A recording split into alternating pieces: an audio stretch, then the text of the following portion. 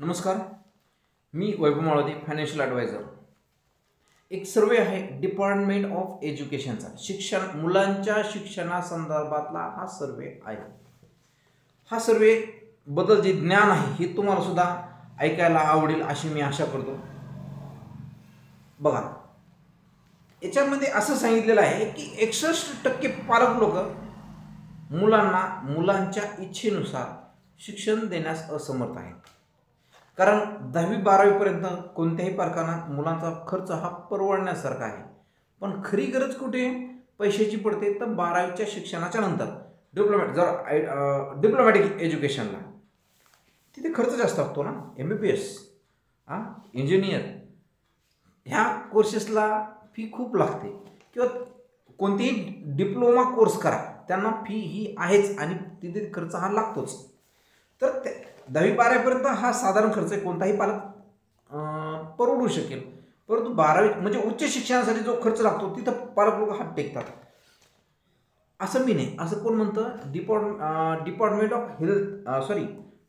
Of एज्युकेशनचा हा सर्वे. ठीक आहे, तुम्ही बघताय माझ्या हातामध्ये हा सर्वे दिसतोय.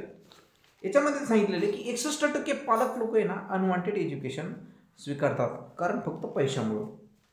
23% पालक लोक लोन घेऊन बँकेकडून लोन घेतात, सोनं गहाण ठेवतात, प्रॉपर्टीवर लोन घेतात, फ्रेंड्स अँड रिलेटिव्हकडून लोन घेतात आणि मुलांना शिक्षण देतात. 9% पालक लोक मुलांच्या शिक्षणासाठी प्रॉपर्टी विकतात. 6% ट्रस्ट आणि चॅरिटीकडून पैसा घेतात.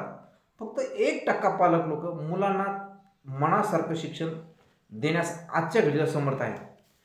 ही वेळ आपल्या मुलावर येऊ नये म्हणून मी आपल्यासाठी घेऊन आलो खूप जबरदस्त सरकारी प्लॅन, मुलांच्या शिक्षणासाठीचा प्लॅन, ज्यामध्ये उच्च शिक्षणासाठी मी तुम्हाला गॅरंटेड पैसा देणार, गव्हर्नमेंटकडून घेऊन गॅरंटेड पैसा देणार, मुलाचं शिक्षण होईपर्यंत देणार.